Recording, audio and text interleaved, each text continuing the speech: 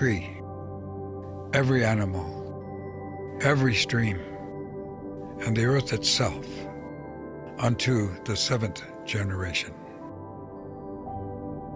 In 1972, the world started a process that is mapping our future.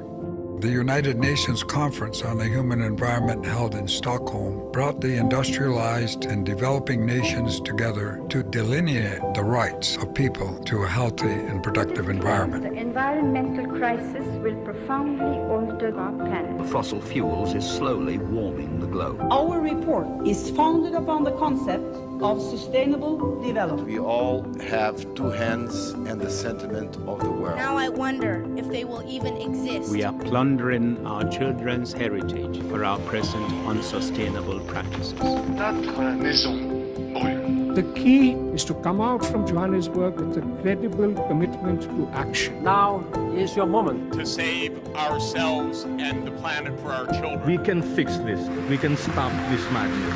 Accelerated climate change is here right now. I will link arms with those marching for climate action. We, baby, are going to fight. Mommy, Daddy, your president too. We will all fight. We are experiencing a process that is linking our nations and communities much more closely together than they have ever been before. Our lives are intertwined via the food we eat, the music we listen to, the information we get, and the ideas we hold. Last year, the world's leaders unanimously committed to eliminate extreme poverty, address climate change, and build more resilient societies. In the Agenda 2030, we have a blueprint for sustainable development. Now the real work and the real opportunities begin. The potential offered by these new Sustainable Development Goals and a binding treaty on climate change is immense. It is a new chapter of hope for the world. It is we, the peoples, who are embarking today on a journey towards a more sustainable and equitable future. Our journey will involve governments, the United Nations system and other international institutions, local authorities, indigenous peoples, civil society, business and the private sector, the scientific and the academic community, and all people. Because we deserve to do more than just survive. We deserve to thrive.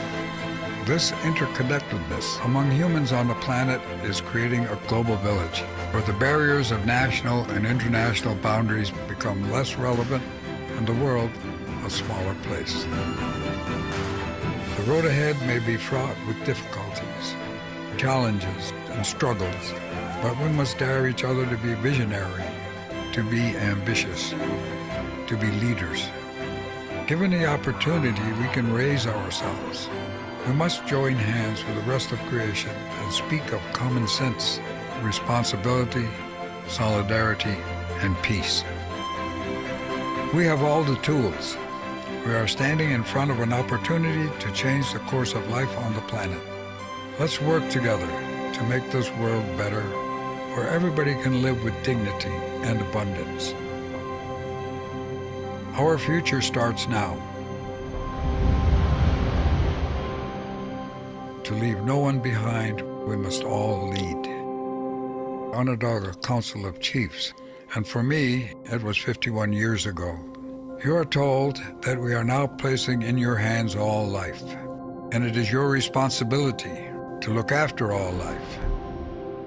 Every person, every tree, every animal, every stream, and the earth itself, unto the seventh generation. In 1972, the world started a process that is mapping our future.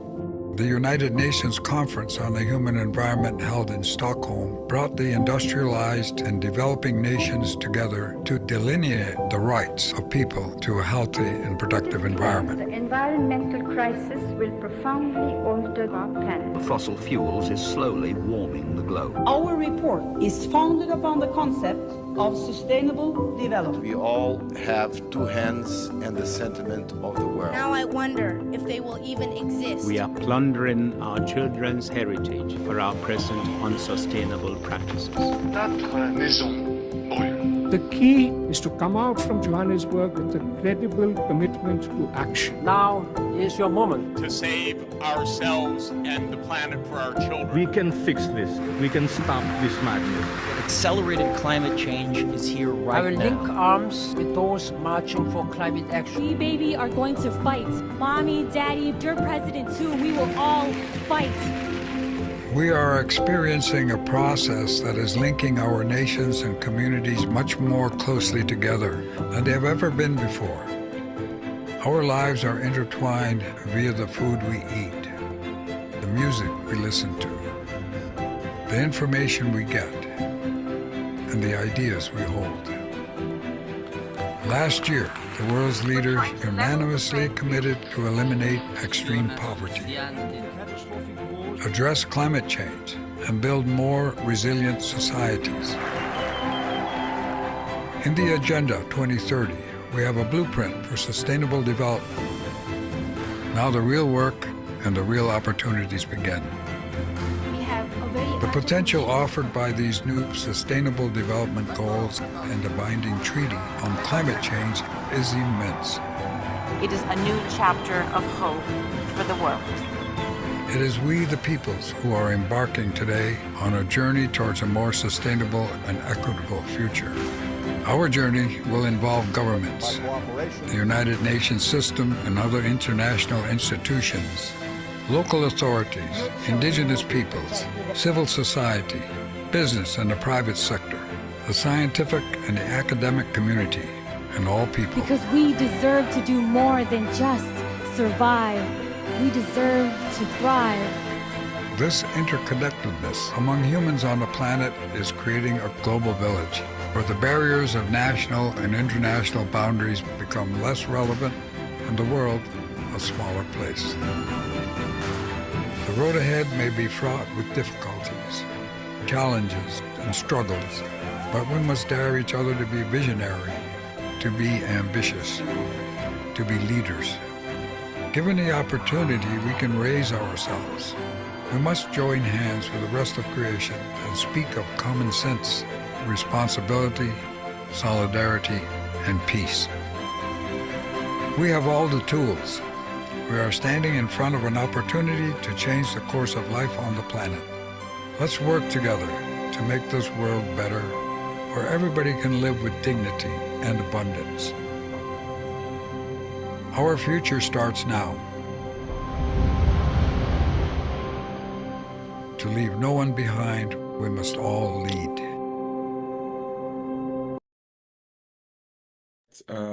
Good afternoon, good evening, good morning, depending on your time zone. Trust you are all doing good. You are welcome to another section of the AMP section program. It's wonderful to have you on the call this beautiful afternoon. It's good to have you all. Let me try and check where you are joining us from. Thank you so much. I can see a couple of us already on the call this wonderful afternoon. You're welcome. You're welcome. You're welcome. I can see Damsok Khan from Tanzania. I can see Musa from Nigeria. You're welcome. Akinuyi from Nigeria. You are welcome. You are welcome. I can see you. Yeah, and I believe you are all doing good. Yes, good afternoon, Praise. Good afternoon. Yeah, Rukeya. Yeah, thank you. Good to see you too. Good afternoon to you. Good afternoon. Good afternoon, everyone. It's so wonderful to see you. Edith from Zimbabwe. Yes. Joseph from Calabar. Musa from Nigeria. Good afternoon to everybody. Good afternoon. We are glad to have you on the call. Trust your day has been super wonderful. And I believe you are very much ready, as much as I am, to learn in today's section. It's been an amazing journey, and we want to also use this medium to apologize for the technical glitch we had last week, which couldn't enable us to enjoy our section properly. But we've been able to overcome that this week. Yeah, I believe you are all ready to dive with us properly this beautiful moment. Interestingly, we already have our guest on the call. So without any further ado, I will be welcoming our guests this afternoon to kickstart this section. So briefly before I bring him up, permit me to quickly read through his profile. We have Mr. Bolu on the call, who will be leading us through building sustainable solution for African transformation. Bolu Michael B is an international development professional, AI literacy consultant, and global thought leader at the intersection of technology, policy, and social transformation. He currently serves as knowledge management advisor at Canadian Crossroad International in Eswatini, and he's the founder of this and the executive director of Code 24 AI, an AI education and capacity building organization advancing responsibility and practical use of artificial intelligence to solve problems. Trained in psychology at Covenant University, where he served as the fourth student union president. Wow. Bolu went on to earn a second degree in law from Swansea University, United Kingdom, and a master's degree in development study from the Institute of Development Studies, University of Sussex, UK. His work experience spans North America, Europe, and Africa, serving with leading institutions including the African Union and the Steel Case, a Mandela Washington Fellow, African Union Youth Fellow, Atlas Cop Fellow, Leap Africa Scholar, Savvy Fellow. It's an important, it's an amazing privilege and an opportunity to have a highly profiled person to speak to us this afternoon, to engage with us. Mr. Bolu, good afternoon to you over there. Good afternoon. Good afternoon, my brother. Good afternoon, everybody. Yeah, good to see your awesome face. Well done. So, yes, I'll be dropping the link for you in the chat box. Our participants are joining live on YouTube. So in case you want to check on them, you are free. I will drop that for you in your chat right away. So yeah, you have the floor. Good to have you once again. Thank you very much. Good day, everyone, wherever you are. It's nice to be here, and we're going to be having a very nice time this afternoon, this morning, wherever you are. Today, we're going to be talking about building sustainable solutions for Africa transformation. And this is a subject matter, a thematic area that I find very interesting and I love to talk about. So I do want to thank the IDEF team for bringing me to discuss this. And feel free to, participate, drop your questions, and let's just, dissect this topic together. In my usual style, I like to start with a story. In 1960, you see, South Korea and Ghana, they have the same GDP per capita. That means that the income of the country, if distributed among the population, it would be around the same amount. So they had the same GDP, per capita. One continent went on to build, technology industries, to expand their education. They went on to build Samsung, Hyundai, and one of the most sophisticated education system in the world. While the other continent, Africa, on the other hand, spent the next 6 decades being studied, being pitied, being funded, being advised by people who had never once eaten from a soil, people who don't understand the challenges, people who don't understand the struggles of the people. They are the ones, who come and they fund and, do all sorts on the continent and decide for us. The difference was not the intelligence.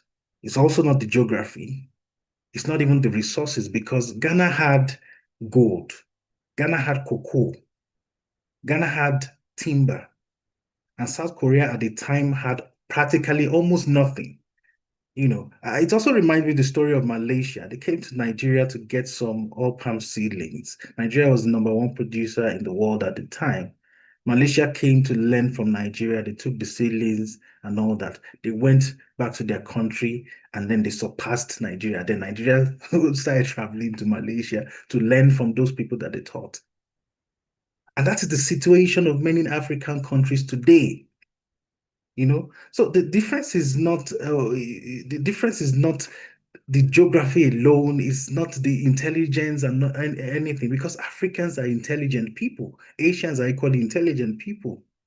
So the difference was that South Korea decided to build its own future and entrusted South Koreans to build it. And that's what I love about what the president of Burkina Faso is doing in the country. Encouraging citizens to be part of the rebuilding process, to the building of the infrastructure. Ordinary citizens will go to the site to carry, block and all, and actually physically build the country. That's what we are talking about. And that's what we're going to be talking about today. We're not going to be talking about what is lacking in Africa. We're not talking about the gaps in funding or the deficits in infrastructure or the fragility of our institution in Africa. We already know the problems. We know all of these things. We've read all the reports. Some of us are even working in the field. Some of us have even written about it in our school project, in our reports, and in different occasions. What we are talking about today is what should change. We're here to answer the question of who is going to save Africa, who is going to build it. We are the people that need to build our continent. We are the people to save the continent. Nobody understands you. Nobody understands you than you. Nobody understands you than you. If you're hungry, you're the one that really knows. If you're hungry, if you're thirsty, you're the one that can feel the pain. And that is the story of Africa. That's the story. We are the ones that understands our problem the most. Africa does not need to be saved. Africa needs to be built from within by Africans. You see, about 7 years ago, I sat in a government office in Nigeria with my proposal, and I was very proud of the work that I had done. I'd spent several months working on this project. I've researched it. I've done a lot. I've used international benchmarks. I've validated it with donors. I had all the right language that donors like to hear. Sustainability, community-led, grassroots, these things, these keywords that gets you the funding. I had it everything. I had it all there, everything in there intact. I spoke in the kind of language that funders would like. And then I sat down with this local government chairman and I presented it to him. He was a very quiet man, easygoing. He didn't interrupt me. He listened very carefully. But when I finished, he looked at me straight into the eye and, he asked me, he told me clearly, he said, Michael, this is a very beautiful program. But who told you this is what we really need? Friends, I had no answer. I kept quiet. I was embarrassed from within. I sat there with my laptop, my PowerPoint, and my theory of change. I had everything there. I had absolutely no answer to him. At the time, I didn't understand concepts like design thinking or system change. Design thinking is a humanistic approach whereby you build from bottom up, you build with the community, you have a humanistic perspective towards building, you try to understand the story of the people in order to develop your project. I didn't understand things like that. I didn't understand systems change. System change is when you tackle issues from the root cause. And these were concepts I learned along the way, and I began to teach them in America at some point. This is a very important aspect of international development. This is a very important aspect of, building and designing projects. That experience that I had, really humbled me. It also embarrassed me. I designed a solution for a community that I never sat with. I studied them through data. I studied them through Google. I consulted reports written by foreigners. I've spoken to NGO workers and policy analysts and development economists, but I didn't sit down with the community. I've spoken with everyone except people that I set out to support. So I walked out from his office, I went back to the car. I sat down there thinking for quite some time. And then I decided to flip things and do things differently. I drove around the community. No laptop this time, just myself, my pen, and my paper. And I began to engage with the community. I visited the community leader, the local king. I spent the next 2 to 3 weeks sitting with them, listening and drafting a fresh report. I ate with them, I listened to them, I drank their water. I experienced their day-to-day living this time around. I attended meetings that, with the community leaders, and I watched how they were making their own decisions. I learned a lot from this experience, and that changed my perspective entirely. You see, we need to build together. It might be slow, it might be unconventional, it might be messy, it might not be sophisticated, it might not even be in the language of the donors, it might not even be on their terms, but it's the end that justifies the means. A process might be so sophisticated, if it comes out with a result that doesn't work for the people, then it's a waste of time. It's the end that justifies the means. So we have to be honest with ourselves that we are dealing with different forces. Africa receives over $50 billion in foreign aid every year. 50 billion, friends.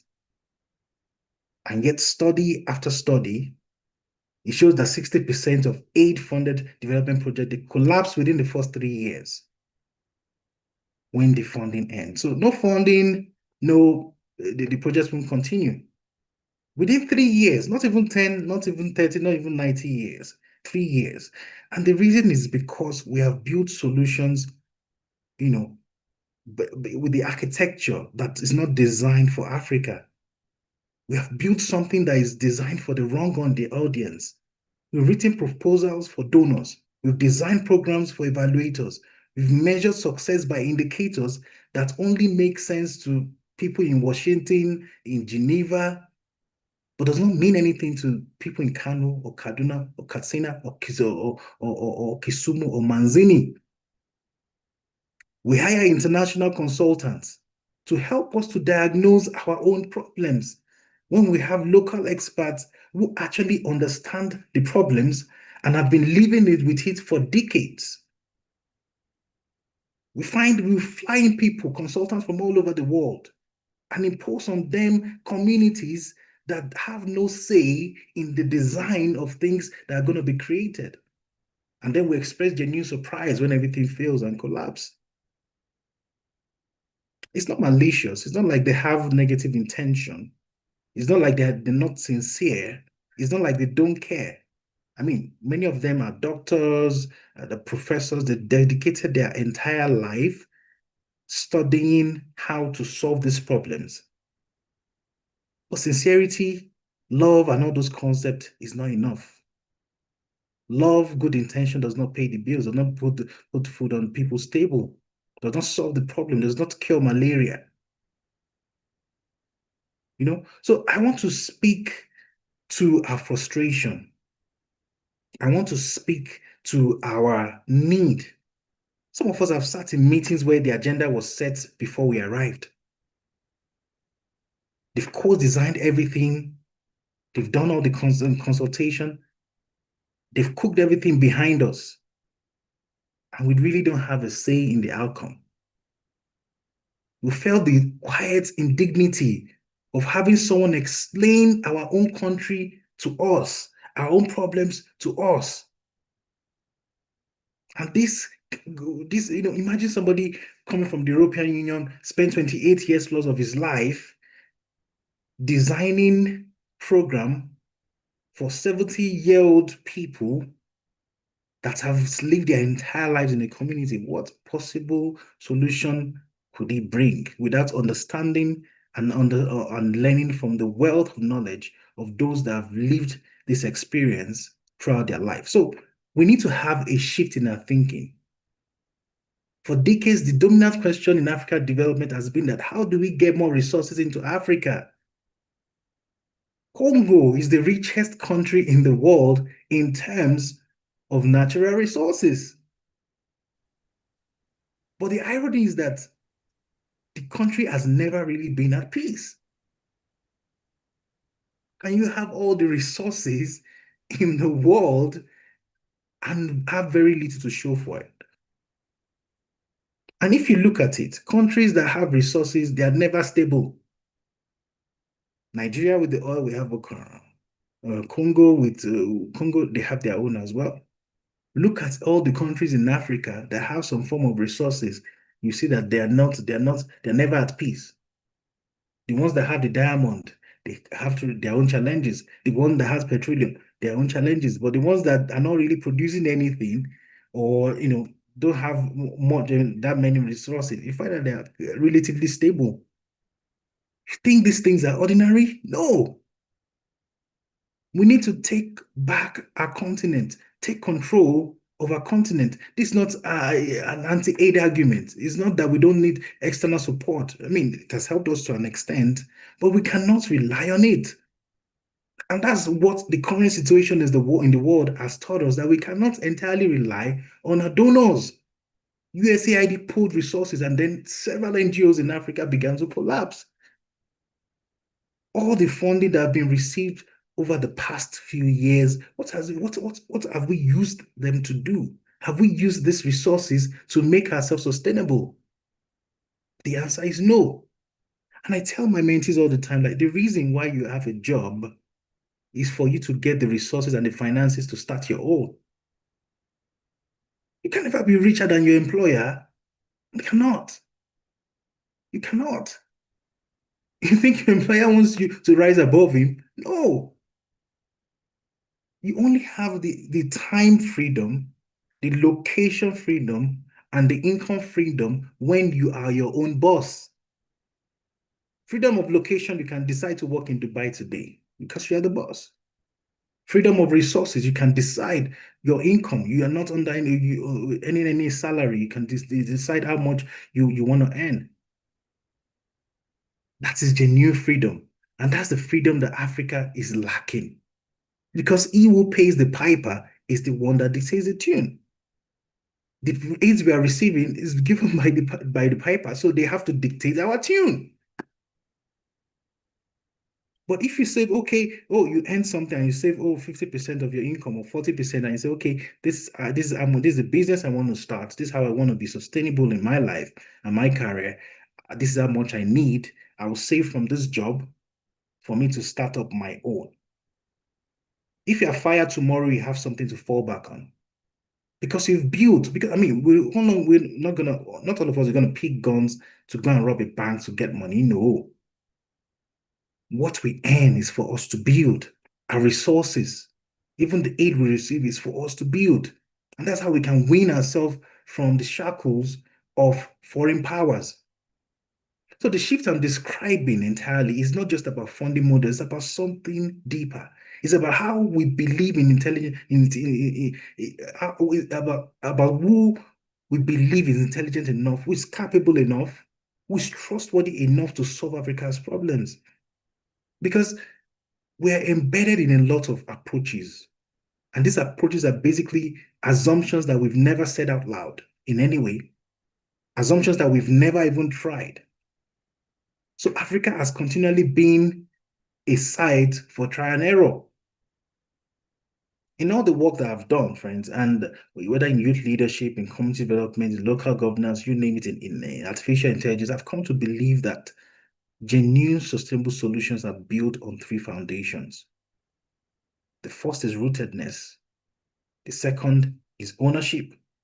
And the third is systems thinking. When I talk about rootedness, you see, a sustainable solution must be built by people who understand the problem.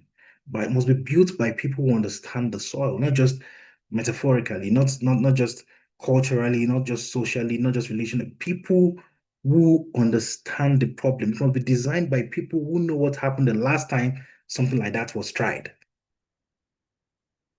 It must be designed by the elders in the community who have gone ahead and have experienced COVID, have experienced malaria taking over the community, have experienced famine, have experienced drought. They are the ones that understand what it's like on the market day.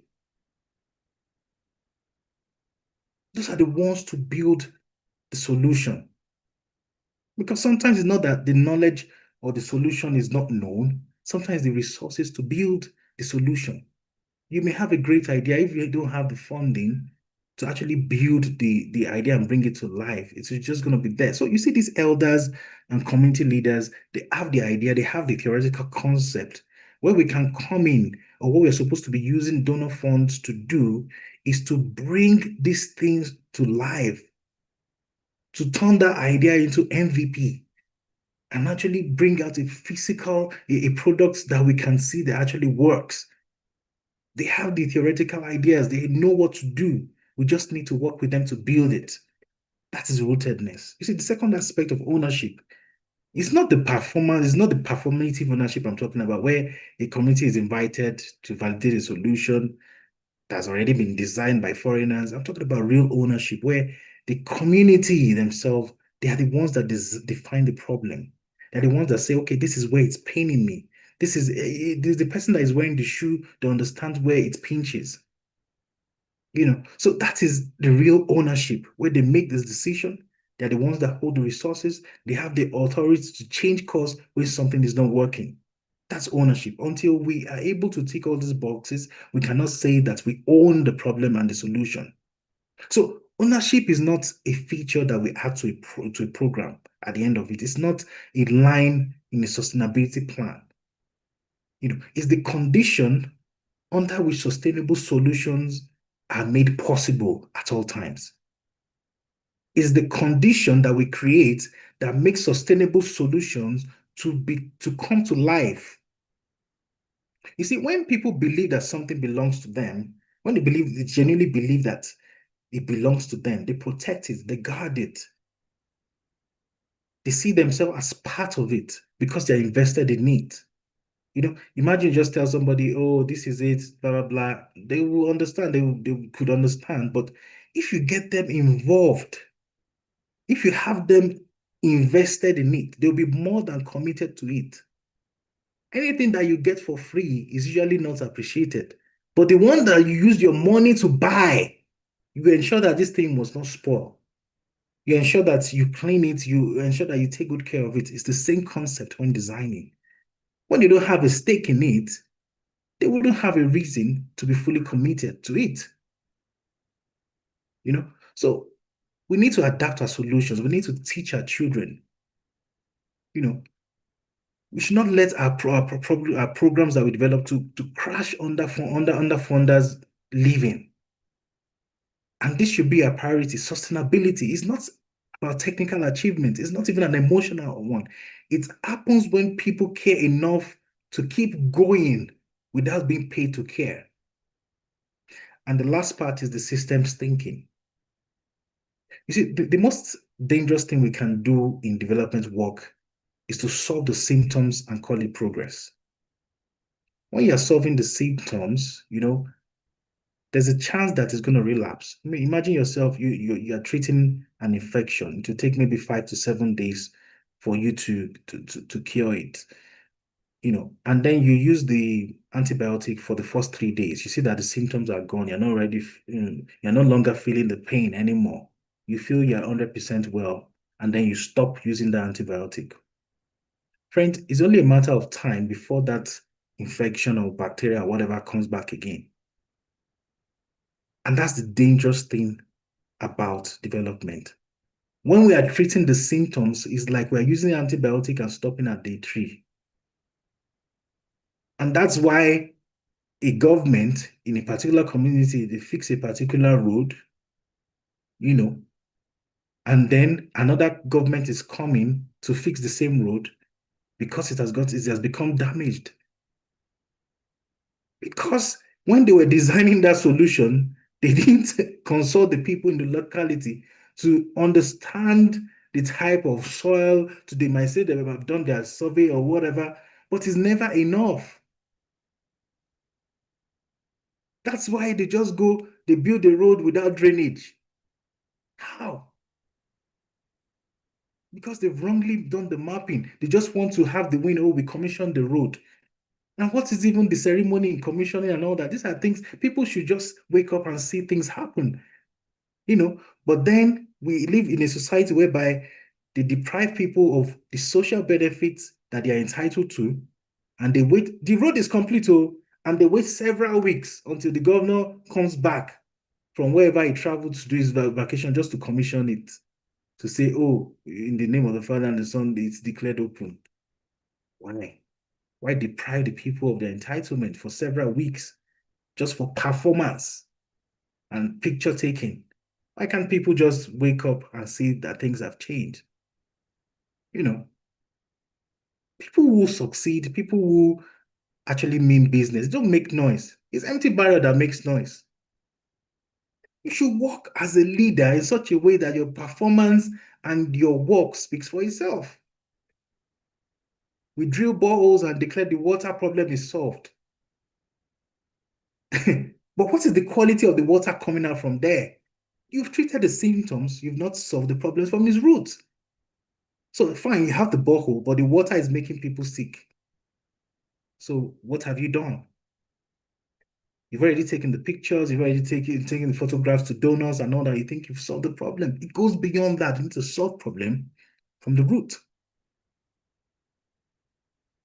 Friends, sustainable transformation requires us to ask hard questions. What does this community lack? What do they need? What is producing that lack?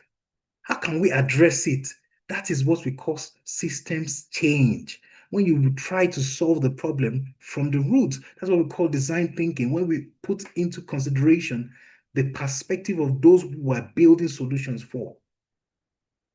We need to ask the question, how do we deliver this service? How do we build a system that delivers this service indefinitely when we are not there? These are critical but slow questions. They're even uncomfortable. But these are the questions that are worth asking if we want to genuinely transform our communities. And let's try and bring this all together. Let's look at it in practice. I don't know how many of you have heard of the man Bonkaroy. So in the 1970s, this man Bonkaroy, he started working in a rural community in India, in Rajasthan or something like that. It's in the desert, and one of his most radical ideas was that, when you take illiterate grandmothers from their villages where they never had electricity and you train them to become solar engineers, they would be able to, lead the community and solve this particular problem even when the donors or funders are not there.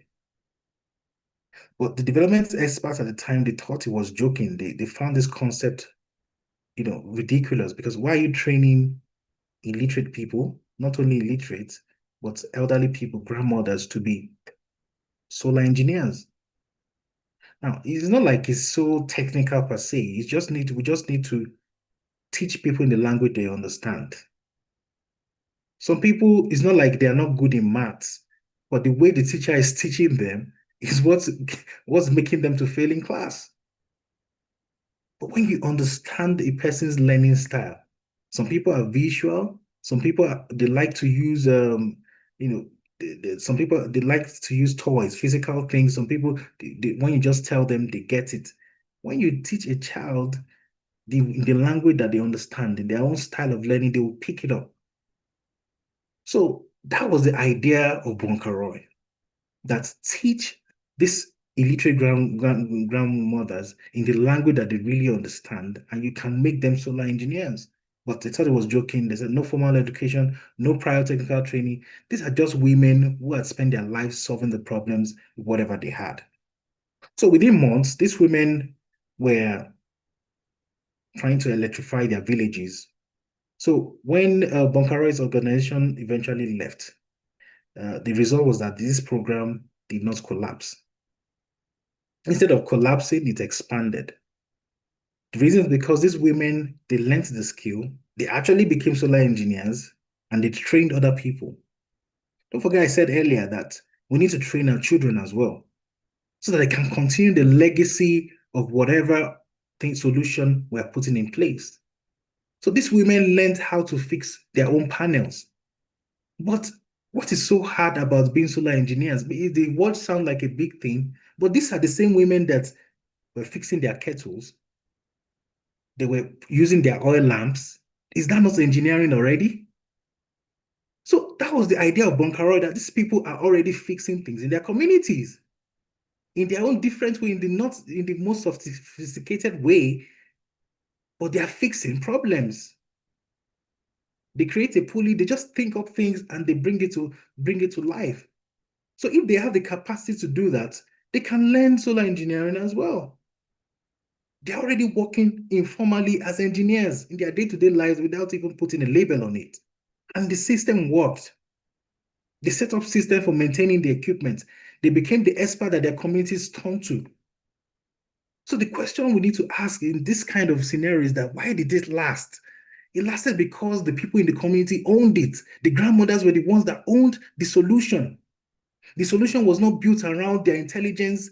It's not built around anything. It's just getting them involved to take ownership of the problems and come up with the solution. Now, let's even leave the 1970s. Let's bring it a bit home. Let's go to Kenya. M-Pesa in Kenya is not a foreign bank. It's not even an imported fintech solution. It was built by the Kenyan people.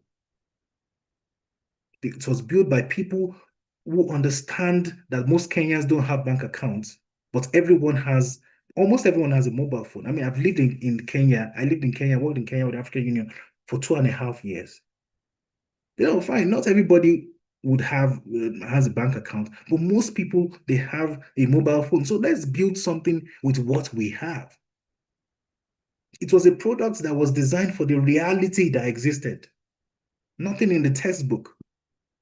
And friends, today, M-Pesa has over 50 million users. That's the country, I mean, Eswatini is Swaziland, right? That's Swaziland times 50.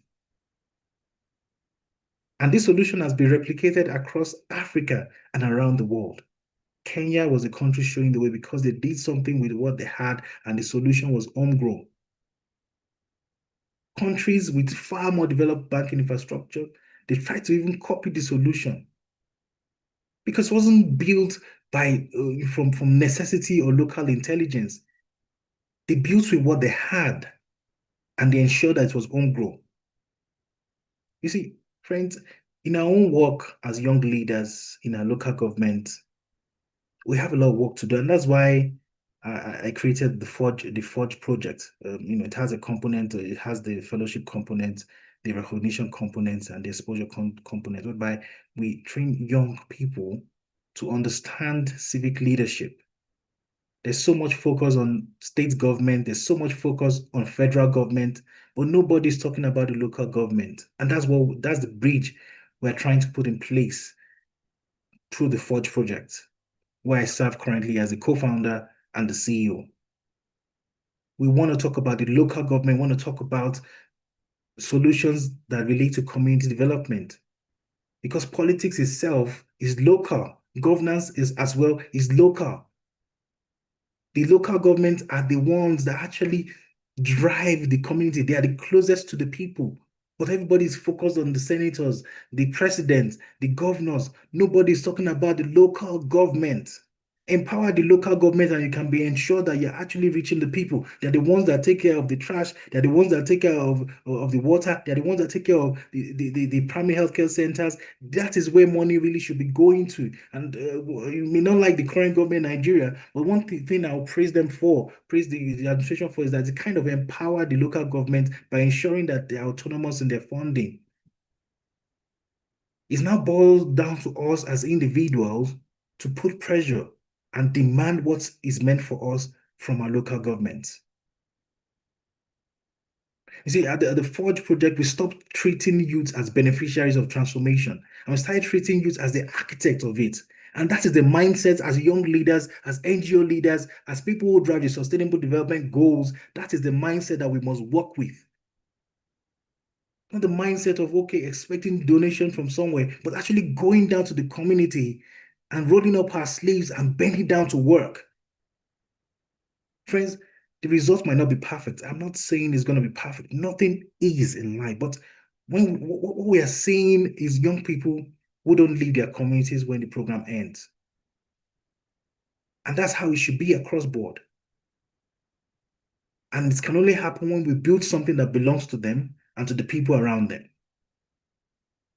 So I want to draw a clear line between two walls. The first, because I think it helps us to see things plainly. You see, in the old model, you see, solutions are designed externally and delivered locally.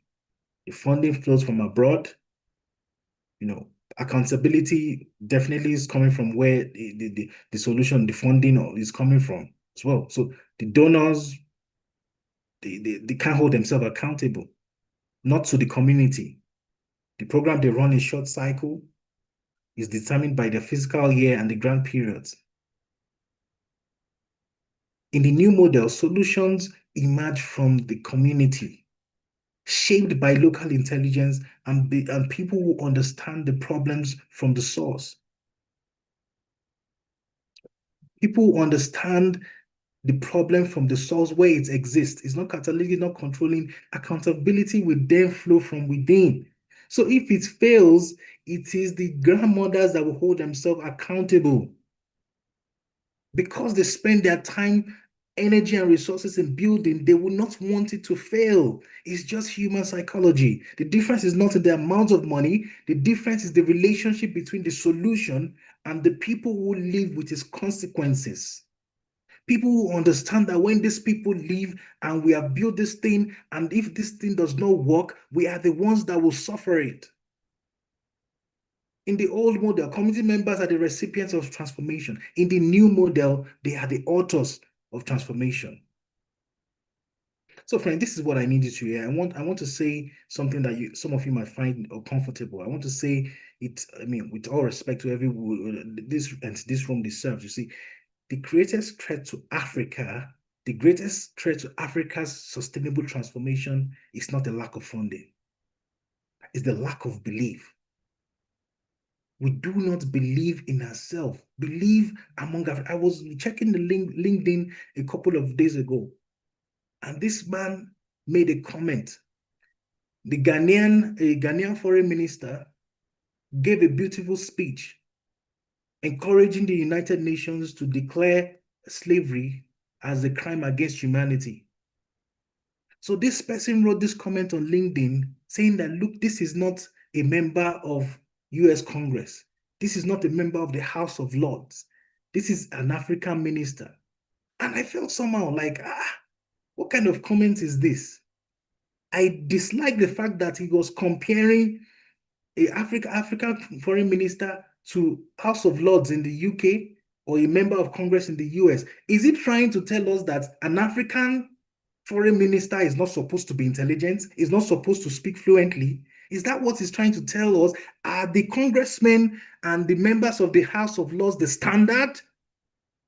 That is the problem with Africa.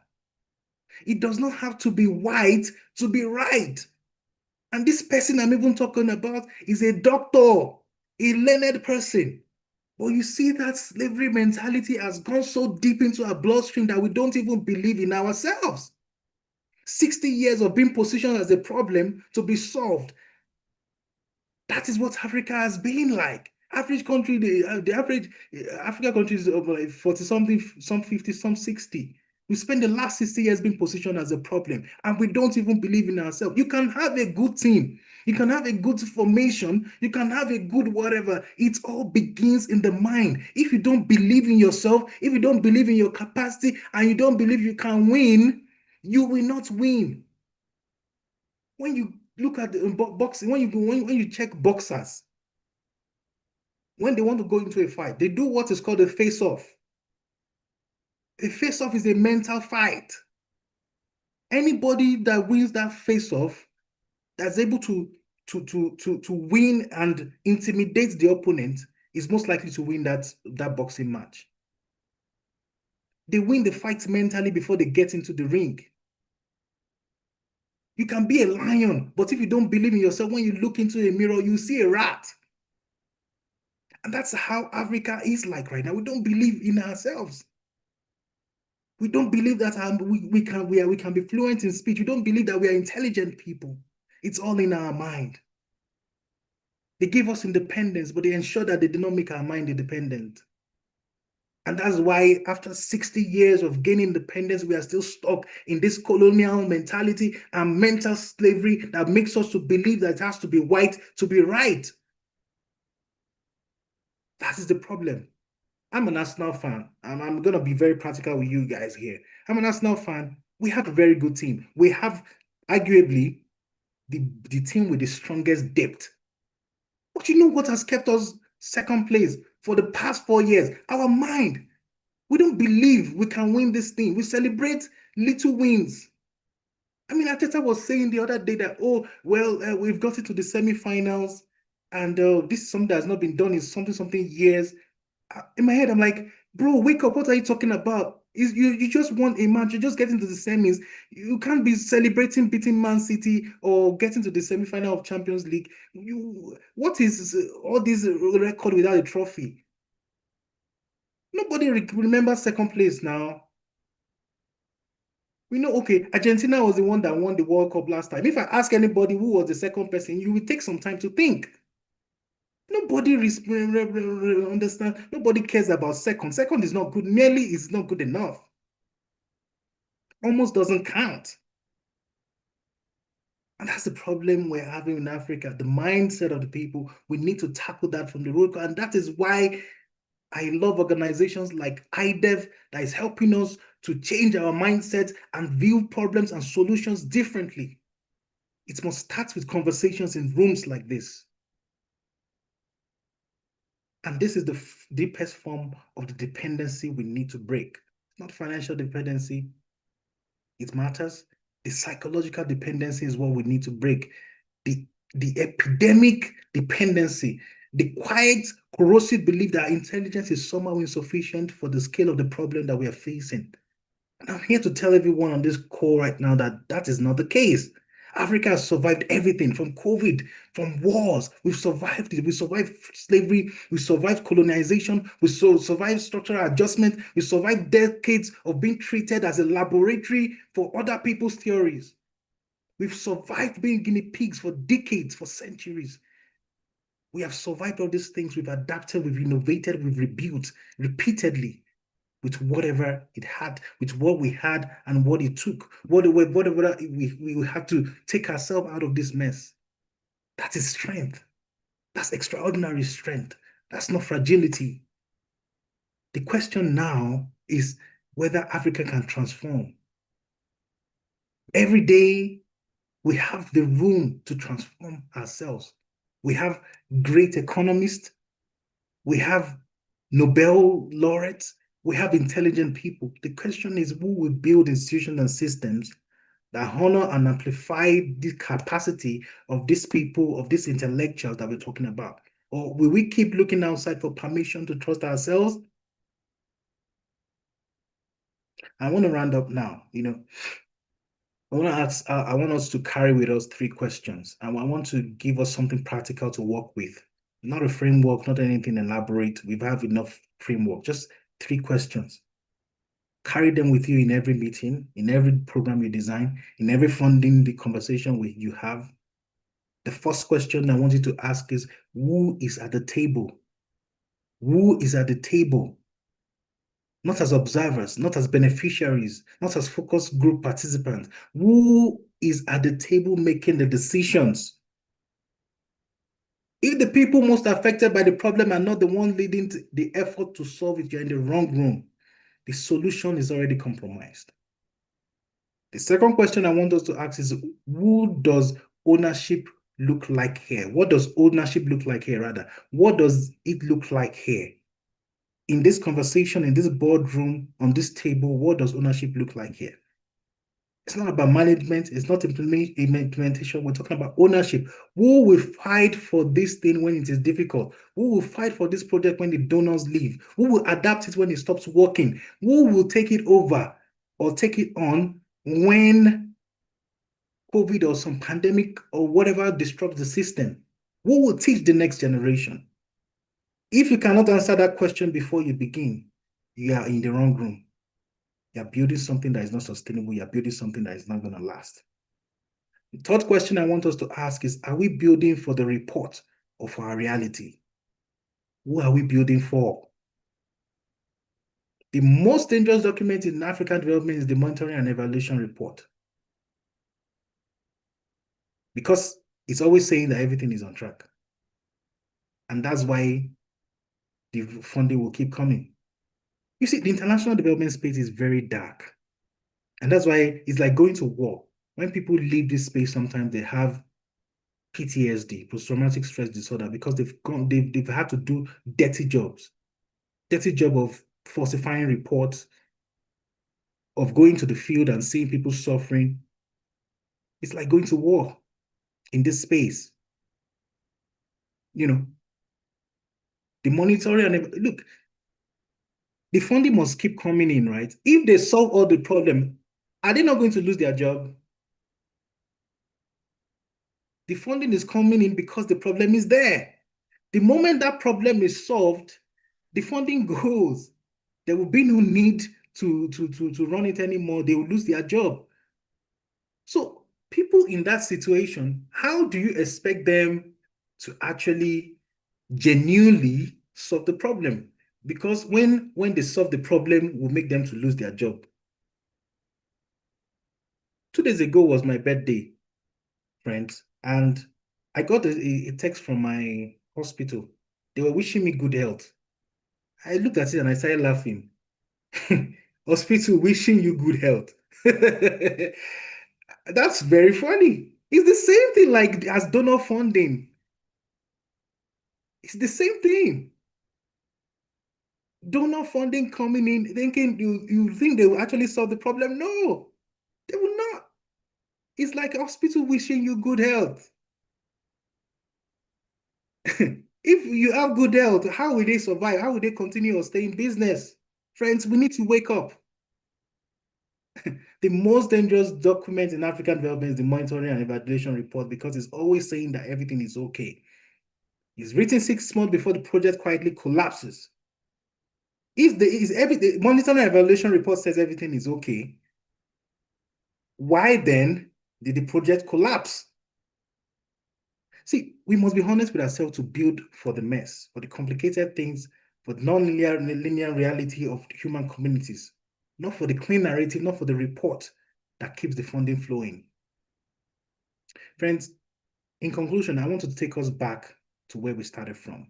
The story of South Korea and Ghana in 1960. They had the same GDP per capita. I didn't share the story to shame anyone, to get at any Ghanaian or West African.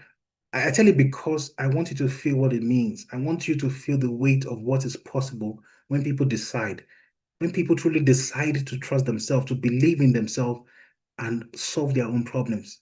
South Korea they had no oil. They had no gold. Ghana had gold. Before Ghana changed its name, it was called Gold Coast. Ghana used to be called Gold Coast. They had a lot of gold. They still have a lot of gold right now. Ivory Coast did not change the name. That's why they are still Ivory Coast. They saw a lot of ivory there when they got there. They named countries based on what they found there. They found gold in Ghana. They named it Ivory Coast at the time before they changed the name. South Korea has no vast agricultural land. Ghana had. What made South Korea different was that it had a decision that its future will be built by its own people, by its own hands, by its own minds, by the people who will hold it accountable. The decision was not a painless one. It was not clean. It was not an easy one. It took generations after generations, and it involved tremendous sacrifice and more than a few mistakes. But it was theirs. Nobody can love you more than yourself. Nobody can love your child more than yourself. You carry this baby for 9 months, you fed it, nobody can. Have you forgotten the story of King Solomon in the Bible? They were eating, they ate a child, and then King Solomon said, okay, they should kill the child. The real mother said, no, don't kill my child. That's how it is. If you don't own the problem, you cannot shout when things are going wrong. You cannot say, no, I don't want this project to fail. We need to be wise. Today, Africa has more educated young people than any other point in history. With ChatGPT, with AI and all those, it's just an information overload.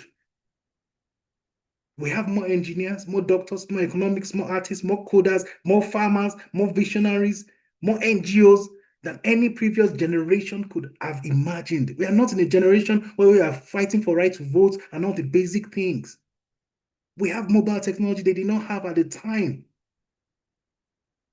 We have mobile technology that's bypassed entire areas of infrastructural development. We have diaspora communities that are carrying resources and the knowledge back to their home countries. We have a generation that is angry at the right things and ambitious about the right future. So what we need now is that courage, friends. We need that courage to match our capacity and ability with our conviction. We need that courage for us to be able to say that we will design our own solutions. We need the courage to say that we will hold ourselves accountable to our communities. We need the courage to say that we will build our systems that outlast any grant cycle, that outlast any US government, that outlast any USAID, whatever funding, that outlast any external partner or any political administration. We need to have that courage. Africa is not a continent that is waiting to be saved. Africa is a continent that is waiting to be built. And we are the people that will decide to build the continent. The building begins today. It begins in this room. It begins with you and I. It begins with the decision each of us make about whose intelligence we trust. Do you trust the intelligence of the elders in your community, or you trust the intelligence of some 25-year-old from Belgium? Whose intelligence do we trust? Whose voice do we amplify? Whose future what future are we genuinely building towards? And this is the one idea, and this is the one message that I want everyone to go with. And I've said it in many ways today, and it boils down to one thing. And that's what I want to end by saying one final time, that Africa does not need to be saved. Africa needs to be built by us, for us, and from within. We are the ones to build our continent. Thank you very much for listening. And I hope that we will take the message and go to our communities and run with it. Thank you very much. Wow, wow, wow. This is wonderful. Thank you so much, Mr. Bulu. I hope I'm audible, please. Oh, thank you. Thank you so much, Mr. Bulu, for this lecture. You know, each time I listen to you, my heart is always very, very, very wide to receive and to have a new perspective about things. And trust me, I've never been disappointed. You always come with great insights, new information to everyone that could shift our mind from the norms that our society, our government has presented to us, that we have adopted as the normal way of life, to the real perspective that we should really focus on, to things that we should really hold dear to us to pursue. We can't keep saying that Africans need help and keep running to the best, and where the solution is right here at home with us. It is time for us to wake up and do the needful.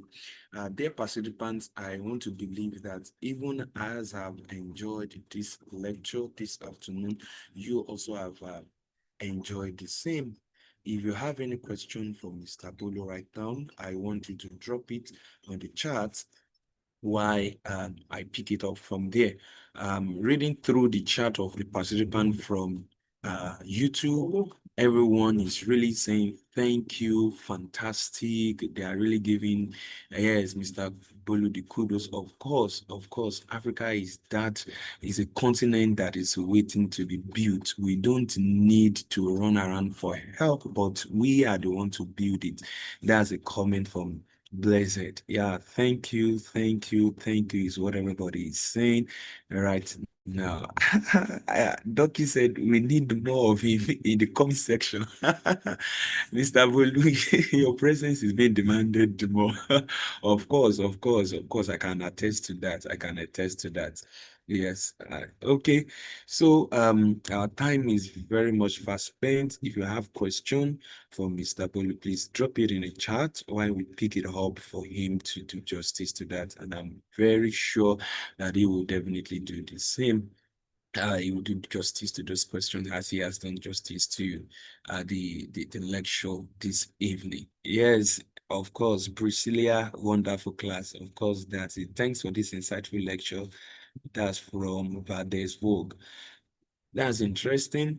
Thank you. So while we're waiting for your questions, I would also like to notify you that for those asking for attendance, yes, the attendance will be dropped shortly, and then you'll be able to fill the attendance for today's class. Just bear with us in a minute. It will definitely be sent to you. Okay, so I'm still waiting for your question. Oh, is LinkedIn page. Okay, Mr. Bolu. Yes, your LinkedIn page is being requested for. I believe before you leave the call this afternoon, you will definitely share that with everyone to connect with you via LinkedIn.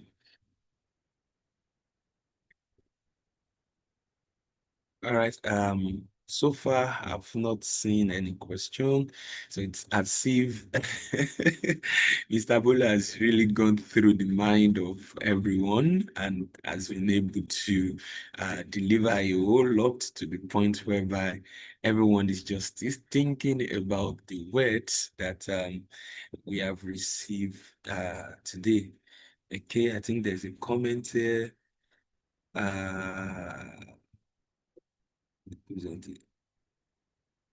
Okay. And Musa, thank you for that recommendation. No problem. I will definitely take note of that. Such a great section, Mr. Bolu. This has been truly insightful and giving me much to think about. That's from Ruki Moore. Okay. Yeah. All right. Thank you, everyone. I think I can't see any question here for now. And I will just give Mr. Bolu the opportunity to share possibly his LinkedIn name so that everyone can get to connect with him and also engage him from there. Mr. Bolu. Yes, thank you, everybody. I really appreciate your comments. Yeah, I've dropped my LinkedIn in the chat and Zoom, through Zoom. Yeah, so I have seen that right away, and I will You can just copy and paste for them. Olu Michael B on LinkedIn. We can chat more there. In the next 45 minutes, I have a TV interview on News Central. You can also catch me there this evening. Yeah. So great. Next engagement. Thank you so much for having me. Oh, great. That's interesting. So please do well to catch up with Mr. Bolu on his next engagement via the TV show. And trust me, you don't want to miss that wonderful free invite. All right. So Okay, I think I finally found a question. So I think this will be the question Mr. Bolu will answer, and after the question, then we call it a day from here. So so the question says that please, how can we apply the design thinking and system thinking? How can we apply the design thinking and system thinking? So that's the question, sir. All right. Thank you very much. The design thinking for the entire concept is basically developing programs from the perspective, using the perspective of the persons that we seek to support. In the international development world, we no longer use the word help. We use the word support, just to show that it's a collaboration hand in hand. So design thinking has about 5 to 6 steps, which I cannot explicitly state right now, but it's a process, it's a step-by-step process that walks you through the point whereby it starts with ideation. Idea is the first thing, definitely. So it starts with ideation, and then you walk yourself through the remaining 2, 3, 4, 5, or 6 processes, and by the end result of it is expected that you are able to find a solution that is homegrown or from the people that we are seeking to solve. So I would encourage, just doing maybe a brief Google search, or find something online. Just go there, say stages of design thinking. Stages of design thinking. It always starts with ideation. So when you see ideation as the first step, just know that you're checking the right model. So go there, check stages of design thinking, follow the process, try and understand each process, and apply it to your work. And I believe you would enjoy using that model. The systems change is not really a model like design thinking. It's just a concept which simply states that we are to solve problems by tackling the root cause, solving problems from the root. This ensures that we are not just treating symptoms, but we are solving it from the root itself. And the way it's done is there's a 5-step model that we use in international development to ensure that we are solving problems from the root cause. And let me try and demonstrate. You say, for example, what is the problem of this community? You say let's call it 5 what. That is, you ask the question of what at least 5 times before you get to the root. So you say, oh, what is the problem in this community? The problem is this community is let's say dirty water, the water that is bad. You ask the question again, why? It's called 5 whys, not 5 whats, right? You ask the question, why? Why is the water dirty? The water is dirty because there's a you can say maybe a refinery nearby. Then you ask the question again, why? You understand? So you keep asking why for about 5, 6 times, and then you tackle it from there. That's how, that's one of the ways you can ensure that you're tackling the problem from the root cause. What is the problem in this community? Dirty water. Why do they have dirty water? They have dirty water because there's a refinery close by in the community. Why is this refinery there? They say, oh, the refinery is there because blah, blah, blah. You say, why? And when you answer that why, you ask another why. So you do that like 5, 6 times, and then you start, the more whys you ask, you're getting deeper into the roots. So that's it. The first concept is design thinking. The second concept is called systems change. And that's the fundamental, there are 2 major concepts in evaluation, or in getting, solving issues within our community. Thank you. Yeah, thank you so much for that brilliant answer, and we do appreciate that justification. So on this note, we want to say thank you once again, Mr. Bolu, for today. It's been an amazing section, amazing time with you, and of course, all the participants can actually relate to that even from their comments. So right now, we relieving you to also prepare for your next section so that we don't take too much of your time. On behalf of the entire leadership of ADF Africa, we want to say a very big thank you for honoring our invitation and for delivering adequately well on today's advanced workshop. Thank you. Thank you so much. And I believe when next we knock at your door, you'll be ready to welcome us. All right. So on this note there, participants, if you check the chat on YouTube, the attendance link has been adequately dropped. Do want to make use of that link to fill your attendance. And the project team will definitely communicate to you via mail on the next thing regarding the program. Likewise, we quickly have to let you know that you'll be taking an assessment, which the project team will also let you know the modalities around these assessments. I want to use this medium to also tell you to go through your program guide, read through the dates, and you will see every schedule that we have for this program. For those asking about proposals and the likes, you can visit the program guide. When this will be done is explicitly stated in the program brochure, which can aid your journey. Till we come your way another time, we want to say a very big thank you to you all for joining today's section, to the programs team, the projects team, to all the teams that has made today success, and the entire leadership of ADF Africa for bringing up this program across to reach the entire African continent. We say a very big thank you to you. Once again, my name is Abiyo Oluwafemi, Director of Development Hub here at ADF Africa. Do enjoy the rest of your evening and have a wonderful weekend ahead. Bye, everyone.